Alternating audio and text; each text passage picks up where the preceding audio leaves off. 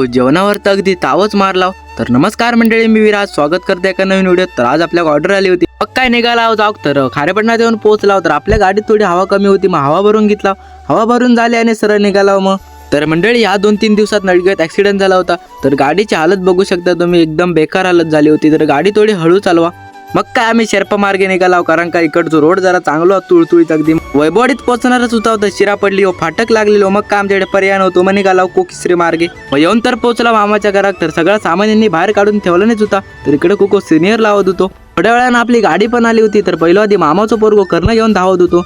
मग आपलं सगळं सामान पण भरून घेतला. मग आपलं लोगो घेतला आणि सरळ निघाला. मग लोऱ्यात जाऊ, कारण का आपल्या लोऱ्यात ऑर्डर होती. येऊन तर पोचला होता. मग सगळं आधी सामान लावून घेतला, कारण का नंतर घाई नको. मग सगळं सामान लावून घेतला.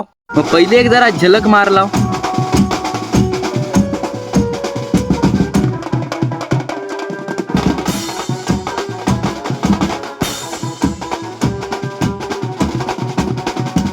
पहिले एक झलक मारला आणि लगेच बसला जेवू, कारण का नंतर वाव नसता.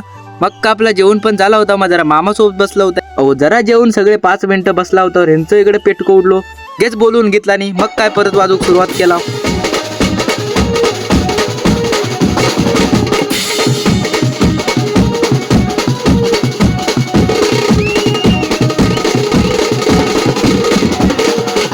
आपलं वाजून पण झालं होतं. मग लगेच सामान काढून घेतला. तर आपल्या सगळ्या ग्रुपमधल्या पोरांनी गाड्या हाणलेलीच होता. तर आपल्याला काय टेन्शन नव्हतं. मग काय निघाला सरळ घरात जाऊ. तर आमचा इथे मध्ये जरा प्लॅन ठरलो रेसिंग लावूचो. यांचा आता इकडं काय नको तर चालू होता. 2-3 बुरनूस होतं तर गुर पाडून घेत होतं. टायरात बुरनूस गेलो तर यांचा काय खरात नव्हता. शाप ढोपरांची खुळकुळी झाली असती. तर मंडळीनो आमका इकडे बिबटो दिसलो. मग काय मी 80 स्पीड खोलला.